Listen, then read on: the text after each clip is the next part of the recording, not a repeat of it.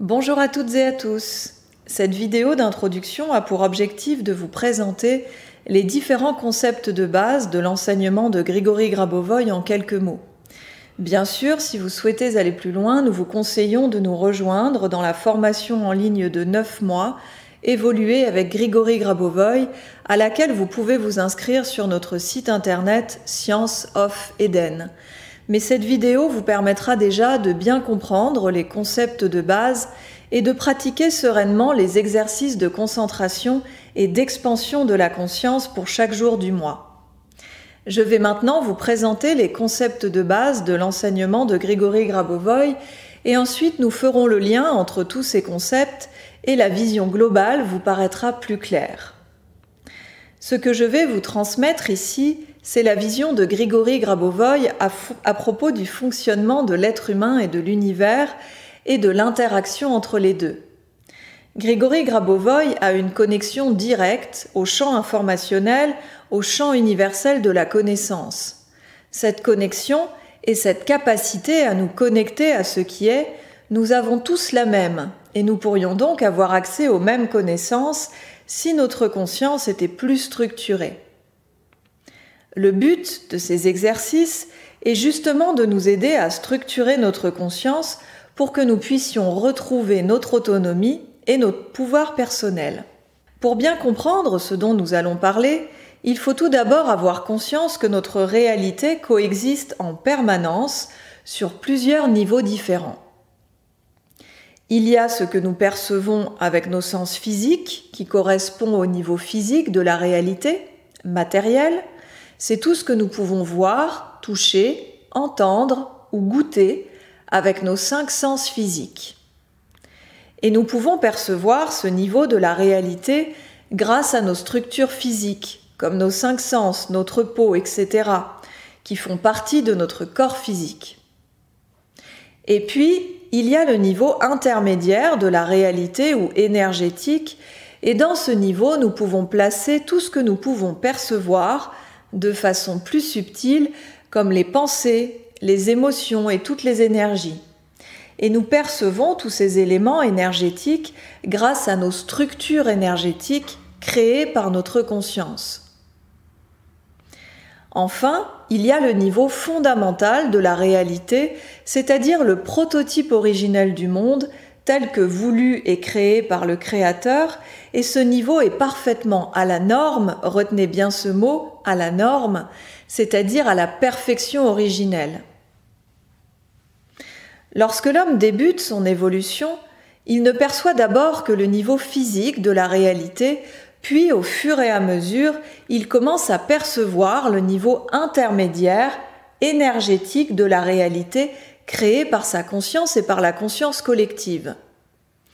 Et enfin, lorsque ses perceptions sont plus subtiles et sa conscience plus structurée, il peut se connecter au niveau fondamental de la réalité, le percevoir et le comprendre. Pour pouvoir avoir accès à ce niveau de la réalité, l'être humain doit déjà avoir structuré en partie sa conscience. Grigory Grabovoï, dans son enseignement, ne fait la plupart du temps référence qu'au niveau fondamental de la réalité. L'être humain est constitué de structures et il existe des structures spécifiques dans chaque niveau de la réalité. On ne peut pas comparer les structures de chaque niveau entre elles. Au niveau physique de la réalité, par exemple, nous pouvons dire que nous avons notre corps physique ainsi que nos 5 sens pour percevoir. Au niveau énergétique de la réalité, il y a plusieurs classifications, mais nous pourrions parler des corps énergétiques ou des chakras. Au niveau fondamental de la réalité, l'être humain est composé de 4 structures fondamentales. Ces structures fondamentales sont l'âme, l'esprit, la conscience et le corps physique. Le corps physique étant à la fois une structure fondamentale et à la fois il existe sur le plan physique, donc c'est également une structure physique. Étant donné que ces 4 structures ont des définitions différentes selon les courants de pensée, il est important de repréciser le sens exact que Grigory Grabovoï leur donne. Titre : l'âme.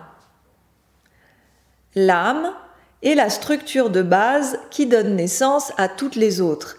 Elle contient toutes les connaissances du champ universel, c'est-à-dire toute l'information qui existe sur tous les éléments et les événements de l'univers.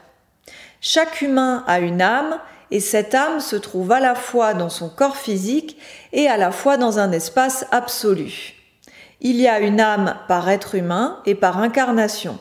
L'âme ne peut pas être partagée, elle ne peut pas être blessée, on ne peut pas perdre des bouts d'âme ou être à côté de son âme. Notre âme va toujours bien, elle est parfaitement sage et évoluée, et ça en fait au moins une. Si cela rentre en contradiction avec d'autres courants de pensée, c'est tout simplement parce que les mêmes mots sont utilisés pour décrire des structures différentes certainement. Dans certains courants de pensée, les mots âme et conscience ou âme et esprit sont inversés par rapport à la terminologie de Grigory Grabovoï. Notre âme est un peu le parent qui va transmettre ses connaissances à l'enfant qui est la conscience pour lui permettre d'évoluer. L'âme est statique et elle peut être perçue comme ayant une couleur bleue, intense et sans nuance. L'âme crée l'esprit. L'esprit est une substance informationnelle ultra dynamique qui est partout, en tout point de l'espace et dans tous les temps. L'esprit est le substrat de toute matière, c'est-à-dire que tout élément du monde, y compris la table que vous voyez ou votre corps physique, mais aussi chaque pensée, chaque parole et chaque action, tout élément du monde donc, est constitué de lumière d'esprit condensée. Notre esprit se trouve absolument partout à la fois et dans tous les temps. Il est dans le passé, le présent et le futur, et en tout point de l'univers. La lumière de notre esprit emplit notre corps physique, mais aussi tout l'environnement autour de nous. L'esprit va aussi réguler le taux de lumière de chaque élément du monde. Chaque événement de notre réalité contient plus ou moins de lumière informationnelle, c'est-à-dire de lumière d'esprit. Lorsqu'un événement en contient trop peu, l'esprit va venir ramener de la lumière dans cet événement pour le rapprocher de la norme, c'est-à-dire de la perfection originelle. Par exemple, si vous vous coupez au bras, vous avez une blessure, alors l'esprit va venir apporter sa lumière pour ramener à la norme la situation, et cela s'appelle la cicatrisation. L'esprit est donc responsable de tous les processus de maintenance du corps physique, la respiration, la digestion, l'immunité, le sommeil ou l'appétit par exemple. Mais c'est également le grand organisateur de tous les événements, dans le sens où c'est lui qui va venir, sur ordre de la conscience, ajouter de la lumière dans tel ou tel événement de notre vie. L'esprit, comme l'âme, possède lui aussi toutes les connaissances et a la capacité d'entrer en interaction avec tous les événements de notre passé, de notre présent, mais également de notre futur infini pour les harmoniser. La conscience est créée par l'âme et par l'esprit. Notre conscience a plusieurs fonctions fondamentales. Tout d'abord, c'est elle qui nous permet de percevoir. Elle est capable de percevoir les 3 niveaux de la réalité, mais n'acquiert ses capacités qu'au fur et à mesure de son évolution. Au début de l'évolution, elle ne perçoit que le niveau physique de la réalité. Puis elle devient capable de percevoir le niveau intermédiaire de la réalité et enfin, lorsqu'un travail de développement personnel a été fait, elle peut accéder à la perception du niveau fondamental de la réalité. La deuxième fonction fondamentale de la conscience, c'est sa capacité à pouvoir matérialiser la réalité.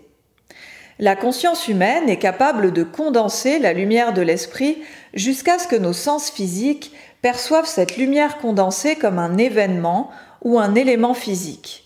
C'est une des spécificités de la conscience humaine. Lors de notre évolution spirituelle, la conscience va se purifier en quelque sorte de toutes les limitations accumulées au fil des années, comme les conditionnements, les croyances limitantes, les peurs, les blessures, les jugements, et se tourner de plus en plus vers notre âme.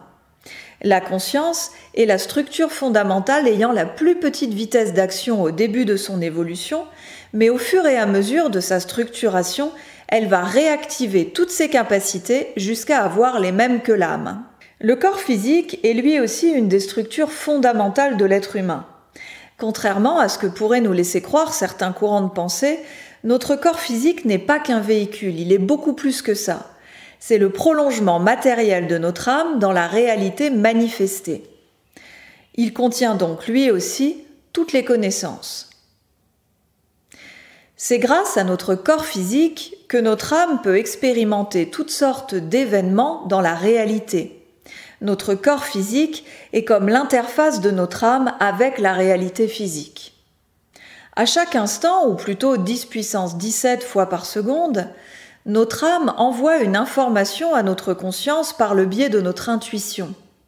Cette information, c'est une suggestion d'événements à matérialiser pour l'instant d'après par la conscience. L'âme souffle à la conscience ce qui serait à faire à l'instant d'après, l'action la plus évolutive pour l'humain. Et notre conscience, selon son niveau de structuration, entend ou pas la proposition de l'âme et l'écoute ou pas. Il vous est déjà arrivé d'avoir une intuition et de ne pas la suivre, par exemple. Ensuite, notre conscience structurée matérialise un événement et la partie de notre conscience qui n'est pas encore structurée, qui est en cours de structuration, peut y ajouter des informations erronées correspondant à nos croyances limitantes, nos peurs et nos blessures passées, par exemple. Et cet événement apparaît dans notre réalité. Tout événement est constitué de lumière d'esprit condensée. Pour matérialiser un événement, notre conscience doit condenser la lumière de l'esprit et lui donner une forme. C'est comme si elle modelait et condensait la lumière de l'esprit. Vous pouvez voir le processus de création de la réalité modélisé sur ce schéma. Notre conscience est comme une vitre complètement transparente sur laquelle vient se déposer de la poussière. Cette poussière est représentée sur le schéma que vous venez de voir par le voile qui nous empêche d'entendre les messages de notre âme. Toutes les expériences que nous faisons, si elles ne sont pas à la norme, c'est-à-dire si elles ne sont pas pure joie, amour et harmonie, vont créer cette poussière, ce voile, qui va commencer à recouvrir notre conscience. Cette poussière est donc constituée par toutes nos croyances limitantes, nos conditionnements, nos jugements, nos peurs et nos blessures. Et toute cette poussière que nous avons accumulée au fil des années nous freine dans notre évolution. Elle nous empêche de voir clair, d'accéder à toutes les capacités de notre conscience. Le but de l'évolution humaine, c'est la structuration de la conscience qui doit au fur et à mesure réactiver toutes ces capacités qui sont les mêmes que celles de l'âme et de l'esprit. Évoluer, c'est dépoussiérer sa conscience, c'est nous libérer de toutes les limitations que nous nous sommes nous-mêmes imposées depuis notre naissance. Quand je dis que nous nous sommes nous-mêmes imposés ces limitations, je veux dire nous en tant qu'humains, pas forcément nous individuellement, volontairement. Ces limitations nous ont été proposées par la conscience collective et par notre conscience individuelle et nous les avons acceptées comme normales. Les exercices proposés par Grigory Grabovoy vont pouvoir vous permettre de structurer votre conscience en vous libérant de ces limitations afin de pouvoir retrouver toutes vos capacités extrasensorielles ainsi que votre discernement qui vous permettent d'être juste dans vos choix. Au début de son évolution, l'humanité se trouve dans une phase de dualité. Cela signifie que l'humain expérimente toutes ces qualités divines par leur contraire. Il crée des expériences comprenant les concepts du manque, de la souffrance, de la séparation, de la maladie, de la vieillesse et de la mort, pour ne citer que ces concepts, pour comprendre ce qu'est l'amour, l'unité, la joie, la paix et l'harmonie. Ces expériences créent de plus en plus de croyances limitantes, de conditionnements, de jugements, de blessures et de peurs dans la conscience de l'homme qui les vit. Puis, l'humain arrive à un stade de compréhension où il va commencer à normaliser sa conscience, c'est-à-dire à comprendre qu'il est responsable de la réalité et des événements qu'il a lui-même créés et qu'il n'est plus obligé de créer des événements disharmonieux pour comprendre ce qu'est l'harmonie. L'homme, en prenant conscience de ses responsabilités et de son pouvoir de création de la réalité, commence à mettre en lumière ses expériences passées et à se libérer des croyances qui l'ont limité jusqu'ici. Un grand ménage de la conscience commence alors, durant lequel l'humain va se défaire de ses carcans et carapaces progressivement jusqu'à avoir retrouvé son autonomie et toutes ses capacités. Un être humain qui a structuré sa conscience est un être humain réalisé, illuminé. Suite à cette phase de dualité et à cette phase de normalisation de la conscience, succède une autre phase que l'on pourrait appeler la phase d'unité. Dans la phase d'unité, ou phase d'éternité, l'humain n'est plus limité par le niveau d'évolution de sa conscience. Sa conscience est tournée vers son âme, elle écoute ses désirs et elle les matérialise. Le paradigme de cette phase d'unité n'est plus du tout le même que celui de la phase de la dualité. Durant la phase de la dualité, nous créons des expériences pour comprendre qui nous sommes et structurer notre conscience. Durant la phase d'unité, nous créons des expériences pour manifester les désirs de notre âme et continuer à évoluer, mais uniquement dans la joie, l'amour et l'harmonie. Dans la phase d'unité, nos pensées sont forcément à la norme, c'est-à-dire à la perfection originelle, et se matérialisent donc instantanément. Notre conscience recrée notre corps à la norme à chaque instant, et donc les concepts de maladie, de vieillesse et même de mort du corps physique ne sont plus d'actualité. Dans la phase d'unité, les humains se rendent compte qu'ensemble, ils forment une même entité. Nous sommes multiples et en même temps, au niveau informationnel, nous sommes un. L'humain, à l'heure actuelle, a entamé une transition collective de la phase de dualité vers la phase d'unité. Et tous les événements collectifs que nous pouvons voir autour de nous et qui peuvent être déroutants ou même nous faire peur, correspondent à la phase de normalisation de la conscience collective, durant laquelle les schémas limitants sont libérés les uns après les autres. Pour mieux comprendre, nous pourrions dire qu'une partie de notre conscience est déjà structurée, c'est-à-dire parfaitement alignée, pure et tournée vers notre âme, et une autre partie est en cours de structuration puisqu'elle contient encore toutes nos croyances limitantes, nos blessures, nos peurs et nos doutes. Bien sûr, c'est juste un modèle de compréhension pour simplifier les choses, puisque notre conscience finalement est déjà parfaitement à la norme. Il nous faut juste nous libérer de toutes les informations obsolètes qu'elle contient et dont nous n'avons plus besoin. Grigory Grabovoy nous parle dans son enseignement du Créateur. Vous pouvez bien sûr lui donner le nom que vous voulez, mais il faut bien comprendre que ce concept n'est lié à aucune religion. Pour Grigory Grabovoy, il y a un créateur qui a tout créé, y compris l'homme, qu'il a créé à sa ressemblance et à son image, et à qui il a donné toutes ses capacités. Le but de l'évolution de l'homme, c'est retrouver sa place de co-créateur divin aux côtés du Créateur et participer à tous les processus de création et recréation de l'univers à chaque instant. Bien sûr, toutes les religions nous parlent du même Dieu, mais les religions se sont souvent servies du concept de Dieu pour ôter à l'homme son pouvoir personnel, lui faire peur et pouvoir décider à sa place. Ici, le raisonnement est inverse, puisque Grigory Grabovoy nous explique que le Créateur a créé l'homme, mais le laisse totalement libre et attend simplement qu'il revienne vers lui. L'enseignement de Grigory Grabovoy nous rend libres et autonomes, et nous ramène à notre responsabilité et à notre pouvoir personnel. C'est à chaque humain de décider d'évoluer et de structurer sa conscience pour réactiver toutes ses capacités qui ont toujours été là. Dans l'enseignement de Grigory Grabovoy, le Créateur a créé toute la réalité en une impulsion d'amour. Il a créé tous les espaces, tous les temps, tous les éléments du monde en une impulsion. Et il recrée le monde 10 puissance 17 fois par seconde. À chaque instant, l'humain participe, grâce à sa conscience, à la recréation du monde. Il le fait de façon plus ou moins consciente. Au début de son évolution, il est totalement inconscient de sa participation à la création et recréation du monde. Mais plus sa conscience va se structurer, et plus il pourra prendre une part active à la création de sa réalité. L'ensemble de notre réalité se recrée à chaque instant de façon parfaite, au niveau fondamental. Ce qui veut dire qu'il existe un prototype originel du monde qui est absolument parfait et qui est recréé à chaque instant. Et les êtres humains ajoutent à ce prototype originel, à cause des limitations de leur conscience, des informations erronées.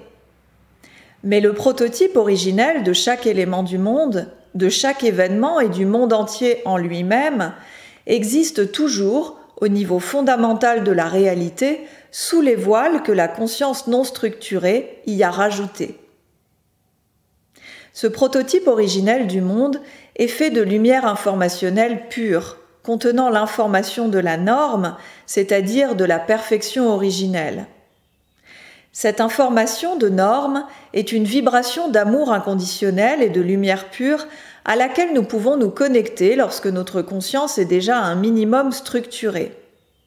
Lorsque ce n'est pas le cas, c'est difficile d'accéder à cette information car nous avons énormément de pensées parasites et de croyances limitantes qui nous en empêchent. Lorsque notre conscience se relie à cette information de norme, elle peut diffuser sa lumière informationnelle sur tout événement ou tout élément pour le normaliser, le ramener vers la norme originelle. Plus notre conscience se structure et plus nous avons accès à ce prototype originel du monde. Nous comprenons alors que le monde n'est que beauté et amour. Grigory Grabovoï nous explique que notre pensée est un biosignal lumineux constituée de lumière d'esprit. Si notre pensée est suffisamment concentrée en lumière, alors elle va se matérialiser sous forme d'un événement physique dans notre réalité. Nous sommes donc capables de matérialiser ou d'harmoniser n'importe quel événement grâce à la puissance de notre pensée créatrice. Et si nous n'y arrivons pas, c'est parce que notre conscience n'est pas capable de concentrer toute pensée correctement lorsqu'elle est encore encombrée de croyances limitantes, de doutes, de peurs, etc. Voilà pourquoi le travail de structuration de la conscience commence d'abord par un grand nettoyage, une grande normalisation de celle-ci. Une fois que nous serons plus limités par tout cela, notre conscience pourra matérialiser tous les événements dont nous avons besoin pour vivre éternellement dans la joie, l'amour et l'harmonie, sans que notre conscience en cours de structuration y ajoute des informations erronées. Un événement créé par notre conscience contient plus ou moins de lumière informationnelle. Plus il est proche de la norme, c'est-à-dire plus il est plein de joie, d'amour et d'harmonie, et plus il va contenir de lumière informationnelle. Nous pouvons remettre un événement à la norme en y ajoutant de la lumière informationnelle, c'est-à-dire de la lumière d'esprit. Pour cela, il nous suffit de nous connecter à l'information de la norme au niveau fondamental de la réalité avec notre conscience structurée. Lorsque nous sommes reliés à cette lumière informationnelle et si nous pensons simultanément à l'événement à normaliser, la lumière fondamentale va venir se diffuser dans cet événement pour le remettre à la norme, d'abord sur un plan informationnel, puis sur un plan matériel. Par exemple, imaginons que vous soyez dans une situation conflictuelle avec quelqu'un. Pour normaliser la situation, vous allez vous connecter à cette information de norme, puis penser à la personne avec laquelle votre relation n'est pas à la norme, et l'information de la norme va se diffuser, se transférer dans cette relation. Ceci va normaliser votre relation, d'abord au niveau informationnel, puis dans la réalité, sans que vous ayez aucune action physique à poser. Dans l'enseignement de Grigory Grabovoï, ce processus s'appelle la clairvoyance de contrôle. Il s'agit donc tout simplement de mettre de la lumière sur un événement qui en manque, et ceci afin de le remettre à la norme divine. Nous pouvons favoriser la matérialisation d'un événement favorable dans notre vie grâce à la puissance de notre pensée créatrice. Pour qu'un événement se matérialise, il faut que sa concentration en lumière soit suffisamment dense. Ainsi, si nous nous connectons à la lumière informationnelle grâce à notre conscience et qu'ensuite nous pensons simultanément à l'événement à matérialiser, alors cette lumière va se diffuser sur cet événement et favoriser sa matérialisation dans notre réalité physique. Ce processus, dans l'enseignement de Grigory Grabovoï, s'appelle le contrôle prévisionnel du futur. Pour savoir quel événement matérialiser, nous devons au préalable nous connecter à notre âme pour nous assurer que cet événement est bénéfique pour nous et pour tous. Effectuer un contrôle prévisionnel du futur, c'est entendre les désirs de notre âme et les matérialiser consciemment. Notez bien que c'est le même processus pour matérialiser ou pour harmoniser un événement. Il suffit de se connecter à l'information de la norme pour diffuser la lumière informationnelle dans cet événement. En français, le terme contrôle a une connotation négative puisqu'il y a une notion de prise de pouvoir très souvent associée à ce terme, comme dans le terme hypercontrôle par exemple ou personne contrôlante. Dans l'enseignement de Grigory Grabovoï, le mot contrôle signifie plutôt gestion de la réalité. Lorsque l'humain passe de la phase de la dualité à la phase d'unité, il doit comprendre qu'il est responsable de tous les événements de sa vie. Cela le met face à la responsabilité totale de ce qui lui arrive, puisque c'est sa conscience qui crée tous les événements auxquels il participe de près ou de loin. Ainsi, l'être humain conscient ne subit plus sa réalité, mais la crée et la recrée consciemment. Sa responsabilité est donc de remettre à la norme tous les événements de tous les domaines de sa vie pour commencer. Tout ce qui ne nous convient pas dans notre vie, tout ce qui ne nous apporte pas de la joie, de l'amour et de l'harmonie, doit être harmonisé, doit être normalisé, remis à la norme, puisque cela correspond encore aux limitations de notre conscience.